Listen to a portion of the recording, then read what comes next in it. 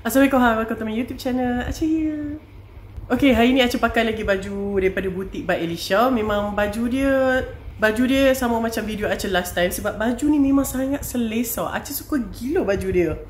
And then baju dia banyak yang untuk plus size macam Acha ni. Yang hampa boleh tengok dekat butik depa ada macam-macam jenis pilihan yang hampa boleh pilih. Ada kebarung, ada baju kurung, ada baju untuk lelaki, kurta. Hampa boleh tengok dekat depa punya website. Acha ada share dekat description. Okay, video kali ni Acha nak cerita pasal Nabi kita yang seterusnya, iaitu Nabi Ismail alaihi salam.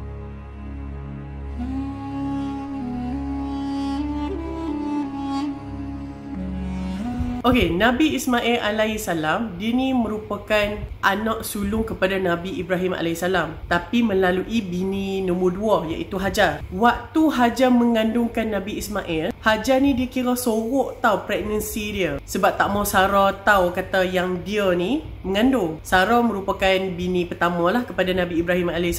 Lama kelamaan, bila pregnancy dia tu, perut dia tu dah macam makin membesar, dah macam tak boleh sorok dah. Dan Sarah pun dapat tahu kata yang Hajar ni mengandung. So Sarah sebagai bini yang pertama, dia rasa macam kalah lah. Dia rasa macam rasa tertewas lah sebab bini nombor 2 mengandung sebelum dia. Dan disebabkan tu juga Sarah ni dia berdoa kepada Allah supaya Hajar ni macam tak duduk dengan dia, macam duduk jauh lah, macam berpisah dengan dia. Tapi dia tak cakap dekat Nabi Ibrahim. Sarah ni dia macam dia rasa kecil hati lah. Yelah macam perempuan kan, bila dia nak mengandung tapi bukan rezeki dia untuk mengandung, tiba-tiba bini nombor 2 pula mengandung. So sebagai seorang perempuan tu macam kita boleh rasa lah kesedihan dia. Lepas tu bila Sarah dia berdoa kepada Allah supaya Hajar ni keluar, tak duduk dah dengan dia. Sebab tu yang Allah dia wahyukan, dia utuskan kepada Nabi Ibrahim AS untuk keluarkan Hajar daripada rumah tu. Kira Allah perkenankan doa Sarah ni. Bila Nabi Ibrahim AS dia bawa Hajar ni pergi ke tempat yang dia pun tak tahu nak pergi mana. Kira macam dia naik unta, dia jalan je, dia tak tahu hala tuju nak pergi mana. Sampailah satu tempat di tengah-tengah padang pasir, dan Nabi Ibrahim pun dia terima wahyu daripada Allah Subhanahu Wa Taala untuk tinggalkan Hajar dan Nabi Ismail dekat tengah-tengah padang pasir ni, yang memang tak ada apa, air tak ada, tumbuhan tak ada. Jadi Nabi Ibrahim AS dia berat hati sebenarnya nak tinggalkan. Sebab yelah anak dia yang dia idamkan nak sangat, tiba-tiba dia kena tinggalkan dengan isteri dia nombor 2, Hajar. Tapi disebabkan dah diutuskan oleh Allah Subhanahu Wa Taala untuk tinggalkan Hajar dan juga Nabi Ismail, jadi Nabi Ibrahim pun dia kata dekat Hajar, percayalah dengan kuasa Allah Subhanahu Wa Taala, Allah akan memberikan rezeki kepada hang dan juga anak kita. Jadi bila Hajar, mula-mula Hajar ni kira macam tak maulah Nabi Ibrahim ni tinggalkan dia. Tapi Hajar ni pun keimanan dia kuat. Jadi Hajar pun dia terimalah, dia kata tak apalah, pergilah, sebab benda ni macam dah diutuskan oleh Allah Subhanahu Wa Taala. Jadi dia terima benda ni dengan hati yang terbuka. Kira Nabi Ibrahim AS dia tinggalkan Hajar dan juga Nabi Ismail ni dengan makanan dan minuman lah yang secukupnya. Walaupun berat hati, tapi ialah dah diutuskan oleh Allah. Jadi Nabi Ibrahim pun dia tinggalkan Hajar dan Nabi Ismail. Waktu Hajar dan Nabi Ismail duduk dekat kawasan padang pasir tu, lama kelamaan kira makanan yang dia ada tu habis tau. Jadi Hajar ni pun dia macam tak tahu nak buat apa tau. Sebab Nabi Ismail ni dia menangis tak berhenti. Bayangkan Nabi Ismail waktu tu dia bayi lagi, dia baby lagi, tengah menyusu badan lagi. Jadi Hajar ni disebabkan dia dah tak makan tak minum, jadi susu badan dia pun dah kering lah. Sorry, tiba-tiba hujan pula kan. Kalau hampa dengar tu, Acha cuba untuk naikkan suara Acha kan, supaya tak dengar sangat hujan. Okay, Nabi Ismail pun dia ni kira bayi yang tengah kelaparan. Jadi Hajar ni kira macam tak tahu nak buat apa lah. Sebab duduk kat tengah-tengah padang pasir yang tak ada tumbuhan, tak ada air, tak ada apa. Jadi Hajar ni pun dia tak tahu nak buat macam mana. Dia tengok kiri kanan memang tak ada apa, tapi dia macam cari juga something. Dia kata kok-kok lah macam jumpa orang ke, dia boleh minta sikit makanan. Jadi Hajar ni dia berlari daripada Bukit Marwah ke Bukit Safa nak cari makanan atau minuman. Sebab Nabi Ismail menangis tak berhenti ni. Tapi apa yang dia nampak hanyalah pasir dan batu sahaja. Lepas tu Hajar dia naik Bukit Safa tu sebab dia nak tengok lah kat mana yang ada air ke apa kan. Lepas tu dia nampak macam dekat Bukit Marwah tu macam ada bayangan air mengalir tau. Lepas tu dia pergi kat situ, rupanya tak ada. Itu cuma bayangan sahaja. Fata Morgana je. Kira Hajar ni pun memang dia munam mandi lah.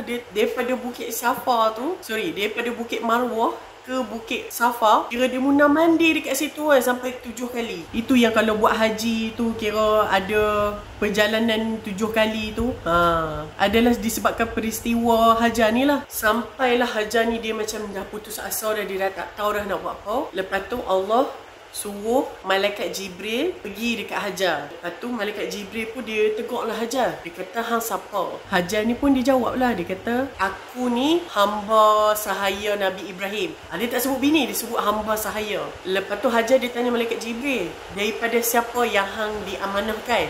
Lepas tu malaikat Jibril pun dia kata, aku diamanahkan oleh Allah Subhanahu Wa Taala. Lepas tu malaikat Jibril dia katalah, aku nak sampaikan sesuatu benda. Lepas tu malaikat Jibril dia katalah, aku nak menyampaikan zat daripada Allah Subhanahu Wa Taala yang pemurah dan mengasihani. Dialah yang melindungi dan dialah yang mencukupi apa yang tidak cukup dalam hidup hang. Lepas tu malaikat Jibril dia bawa Hajar pergi ke satu tempat ni, dan dekat situ malaikat Jibril ni dia tendang kaki dia, dia hentak kaki dia kuat, dan daripada hentakan kaki dia dekat tanah tu keluarlah air Zamzam. Air yang dianggap keramat kepada jemaah haji, yang tak pernah kering, tak pernah habis. Okey, ada versi yang kata Nabi Ismail yang tendang tanah tu keluar air Zamzam, tapi actually tak. Sebenarnya malaikat Jibril yang hentak kaki dia tu yang keluarkan air Zamzam. Sebab tu dia panggil injakan Jibril. Okey, lepas dah keluar air Zamzam tu, Hajar pun dia bagilah anak dia minum, dan dia pun minum. Dan lepas kedua-duanya macam hilang dah dahaga mereka dan lapak mereka. Dan Hajar ni memang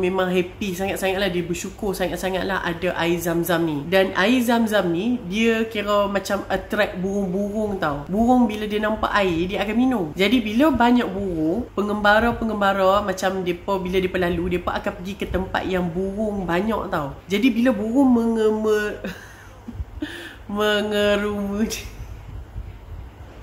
Okey, bila burung circle dekat situ, jadi pengembara-pengembara yang berdekatan dia pun nampak lah kata burung-burung duk terbang kan. Burung-burung duk terbang dekat kawasan tu. Bila pengembara-pengembara ni dia nampak kata kawasan yang burung duk circle ni, duk mengelilingi ni, jadi depa ni kan macam dah biasa travel. Depa tahu kata kalau burung keliling tempat tu maknanya situ ada air. Lepas tu depa ni hantar lah seorang kan pergi test teori tu, tengok betul ke tak. Lepas tu bila salah seorang daripada pergi dan depa tengok, oh memang betul ada air. Dan dia ni pun baliklah ke grup dia, dia bagi tahu kata, oh kat sini memang betul ada air, memang betul lah sangkaan kita. Jadi orang-orang ni depa ni merupakan suku Jurhum. Okey, suku Jurhum ni depa ni kira macam pi dekat kawasan air Zamzam ni. Lepas tu depa nampaklah Hajar dan juga Nabi Ismail, baby Nabi Ismail. Lepas tu depa tanyalah Hajar, boleh tak kami duduk dekat sini, dekat tempat ni? Hajar kata tak ada masalah, boleh, tapi hampa tak boleh memunya air ni, macam tak boleh ambil hak ni. Kira air ni hak semua orang. Tak boleh nak memunya benda ni. Jadi depa ni pun setuju. So suku-suku Jurhum ni dia bawa lah semua grup dia, dia bawa lah perkampungan dia, depa ni berpindah duduk dekat kawasan air Zamzam ni. Dan bila suku Jurhum ni dia duduk kat kawasan tu, depa membangunkan kawasan tu, dan Nabi Ismail pun dia membesar dengan suku Jurhum ni lah. Nabi Ismail dia belajar bahasa Arab daripada suku Jurhum ni. Dan Nabi Ismail punya bini pertama, isteri pertama pun daripada mereka juga. Bila Nabi Ismail AS dia meningkat menjadi remaja, Nabi Ibrahim AS ni dia memang selalu pergi balik lah melawat anak dia ni. Dia nak tengok anak dia ni, nak melepaskan rindu. Yelah, dia sayang kan anak dia. Lepas tu satu hari Nabi Ibrahim AS dia dapat mimpi yang suruh dia sembelih anak dia. Jadi sebabkan Nabi Ibrahim ni dia seorang Nabi, dia tahu kata wahyu Allah Subhanahu Wa Taala tu banyak yang datang daripada mimpi. Jadi bila dia macam dia dapat wahyu tu daripada mimpi, jadi dia macam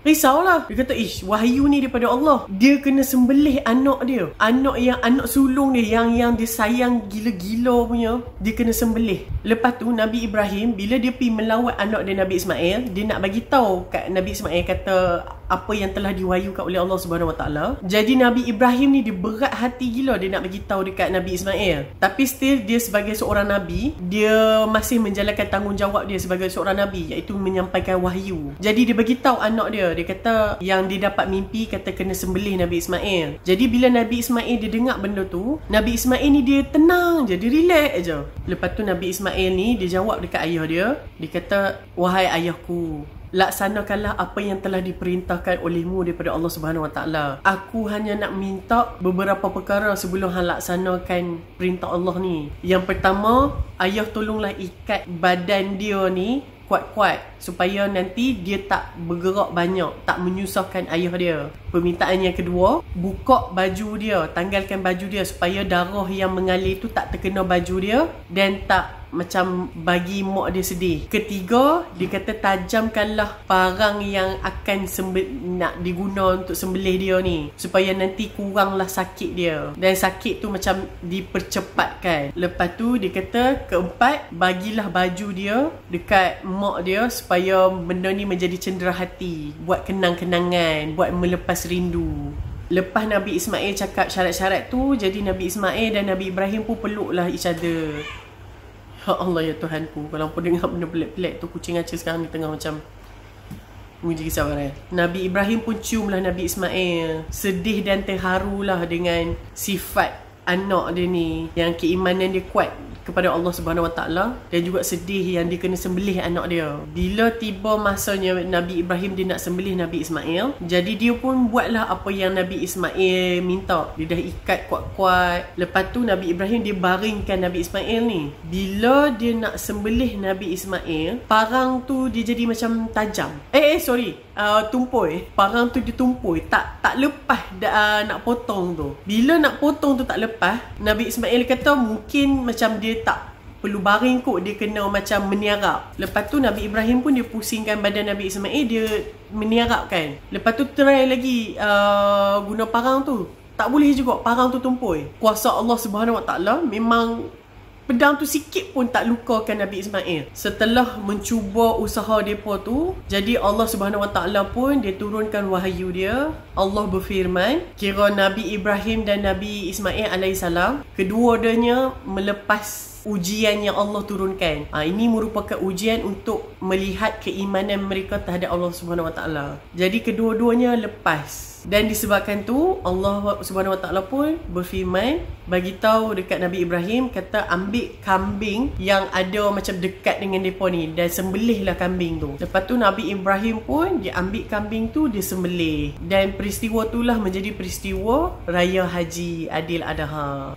Itulah sunnah berkorban. Okey, bila Nabi Ismail alaihissalam dah berumah tangga dengan isteri pertama dia. Isteri pertama dia tak tahu nama lah, tak diberitahulah nama dia. Kira Nabi Ismail alaihissalam dia kahwin dengan salah seorang orang yang suku Jurhum ni. Sebab dia membesar dengan depa, jadi dia berkahwinlah dengan salah seorang daripada depa. Lepas tu Nabi Ibrahim alaihissalam dia kan selalu melawat Nabi Ismail. Pada satu hari bila Nabi Ibrahim dia pergi ke rumah Nabi Ismail, waktu tu Nabi Ismail tak ada. Kira macam keluar pergi memburu macam tu lah. Lepas tu Nabi Ibrahim bila dia pergi ke rumah Nabi Ismail, dan dia ni kira macam dijemput lah oleh isteri Nabi Ismail. Lepas tu Nabi Ibrahim ditanyalah makan cukup ke, pakaian cukup ke dekat isteri Nabi Ismail. Lepas tu isteri Nabi Ismail ni dia komplain. Dia kata, oh makanan kami tak cukup, pakaian kami tak cukup, kami kena hidup dalam kemiskinan. Lepas tu dia tak layan Nabi Ibrahim ni sebagai tetamu. Dia macam, dia kata oh makanan tak ada lah, tak boleh nak hidang apa-apa. Kira isteri Nabi Ismail ni tak tahu kata yang tu pak mentua dia. Lepas tu bila Nabi Ibrahim dia dengar macam tu, Nabi Ibrahim pun dia katalah tak apalah, dia nak kena balik. Tolong bagi sampaikan salam dekat Nabi Ismail dan bagi tahu dekat Nabi Ismail kata dia kena tukar tiang rumah dia, ganti baru. Lepas tu Nabi Ibrahim pun balik. Bila Nabi Ibrahim balik dan Nabi Ismail dia balik ke rumah dia, lepas tu Nabi Ismail ni dia tahu, macam dia boleh sense kata ayah dia ada mai melawat rumah dia, sebab dia boleh bau ayah dia. Lepas tu Nabi Ismail dia tanyalah isteri dia. Dia kata ada siapa-siapa yang datang tak? Isteri dia kata ada orang tua ni mai rumah. Lepas tu dia sampaikan salam, and then dia kata suruh ganti tiang rumah. Lepas Nabi Ismail dia dengar macam tu, Nabi Ismail pun dia kata, wahai isteriku, yang tadi tu adalah ayahku dan dia suruh aku menceraikan hang. Jadi itulah isteri pertama Nabi Ismail yang telah diceraikan. Penceraian Nabi Ismail dengan isteri dia. Bila Nabi Ismail dah ceraikan isteri dia, so Nabi Ismail pun dikahwin dengan isteri yang baru. Bila Nabi Ismail dia kahwin dengan isteri dia yang nombor 2, datanglah lagi Nabi Ibrahim AS ke rumah Nabi Ismail. Dan waktu tu memang Nabi Ismail pun tak ada juga dekat rumah. Lepas tu Nabi Ibrahim dia tanya soalan yang sama dekat isteri yang kedua ni. Lepas tu isteri kedua ni dia kata, alhamdulillah pakaian semua cukup, makanan cukup, semuanya cukup. Dia kata kira memang bahagialah rumah tangga dia ni. Jadi Nabi Ibrahim dia dengar macam tu, dia rasa lega lah.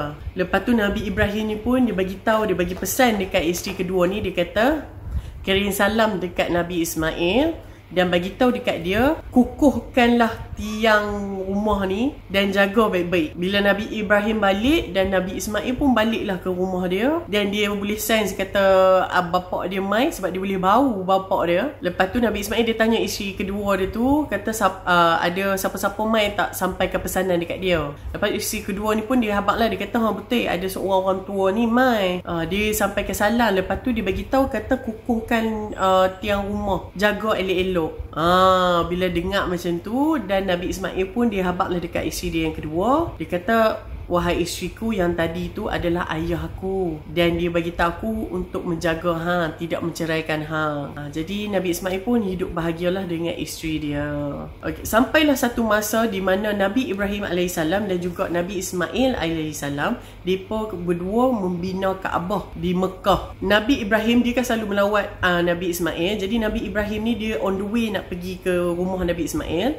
Dia pergi rumah tak ada. Lepas tu dikatakan waktu tu Nabi Ismail pergi memburu. Lepas tu dia pun pergilah cari dekat kawasan yang macam orang nak pergi memburu tu, tak ada. Dia pergi masuk bandar pun tak ada. Jadi dia punya carilah Nabi Ismail ni, sampailah ada macam dia jumpa macam orang duduk macam dekat-dekat kemah tau. Kemah-kemah yang berkampung apa semua. Lepas tu tiba-tiba dia nampak Nabi Ismail dia tengah duduk dekat bawah pokok, tengah duk asah panah tau. Lepas tu Nabi Ibrahim pun dia tengoklah Nabi Ismail, dan Nabi Ismail ni memang gembira lah bila ayah dia datang melawat. Lepas tu Nabi Ibrahim pun dia bagi tahulah yang kata dia terima tugas suci daripada Allah Subhanahu Wa Taala untuk membina Kaabah, yang merupakan rumah ibadat bagi semua manusia. Lepas Nabi Ismail dengar macam tu, Nabi Ismail ni dia terus macam seronok. Dia kata dia setuju, dia akan buat tugasan ni, dia akan tolong buat tugasan ni. Lepas tu Nabi Ibrahim AS dan juga Nabi Ismail AS, mereka berdua ni pun membinalah Kaabah dan kawasan Baitullah. Kira Nabi Ibrahim AS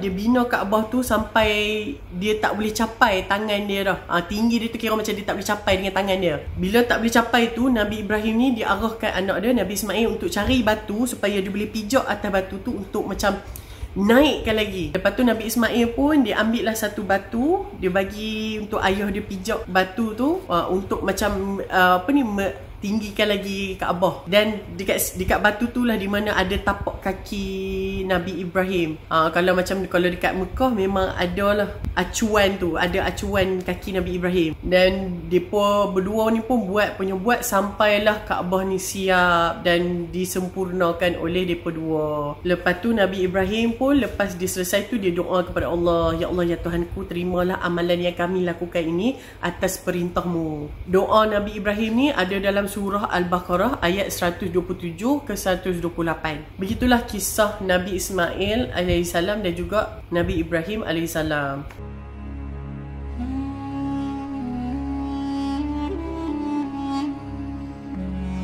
Dengan kuasa Allah Subhanahu Wa Taala, Nabi Ibrahim mendapat putera yang kedua daripada perkahwinan dia bersama dengan isteri pertama, iaitu Sarah. Sarah ni dia sampai terkejut sebab dia dah berumur, dia dah tua, dan dia tak sangkalah yang dia ni boleh mengandung.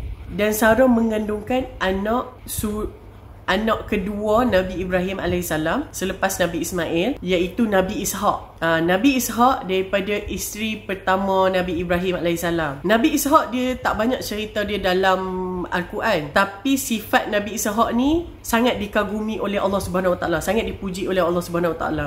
Kira macam sifat dia tu mungkin lebih kurang sama dengan Nabi Ibrahim. Sebab itulah Nabi Ishaq pun dia seorang nabi juga. Waktu Nabi Ishaq ni nak dilahirkan, malaikat-malaikat yang menyampaikan berita kata akan ada keturunan dia nak bagi tahu dekat Nabi Ibrahim ni, kata dia nak dapat anak kedua ni. Malaikat-malaikat yang turun ni adalah malaikat-malaikat yang sama yang bawa berita nak bagi tahu dekat Nabi Lut tentang azab Allah Subhanahu Wa Taala nak turunkan kat kaum Lut. Malaikat yang sama. Mula-mula malaikat ni dia pun pergi singgah dekat Nabi Ibrahim. Pergi singgah dekat Nabi Ibrahim dan bagi tahu kata, oh, Nabi Ibrahim ni akan dapat anak lagi dan dia merupakan seorang nabi, sifat-sifat yang mulia. Bila Nabi Ibrahim dengar macam tu, dia seronok lah. Dia kata, oh, aku dapat anak lagi, alhamdulillah, rezeki. Lepas tu yang kata malaikat-malaikat ni bagi tahu dekat Nabi Ibrahim, kata yang kami ni bawa nak sampaikan dekat Nabi Lut, kata ada azab Allah nak turunkan dekat kaum Lut. Tu yang Nabi Ibrahim dia terkejut. Nabi Ibrahim dia kata, tolonglah jangan apa-apakan Nabi Lut dan keluarga Nabi Lut ni. Ni kira malaikat yang sama. Okey, berita malaikat jumpa Nabi Ibrahim ni ada dalam surah Hud ayat 69 ke 74. Okey, begitulah kisah Nabi Ismail alaihissalam dan juga Nabi Ishaq alaihissalam. Acah gabungkan satu cerita. Sebab Nabi Ishaq dia tak ada cerita dia, tak banyak diceritakan dalam buku. Dia just bagi tahu Nabi Ishaq ni sifat-sifat mulia dia sangat-sangat dipuji oleh Allah Subhanahu Wa Taala. Jadi Aceh minta maaf kalau ada kekurangan ataupun kelainan daripada cerita Aceh. Jadi kalau ada apa-apa info yang hampa nak share, hampa boleh komen.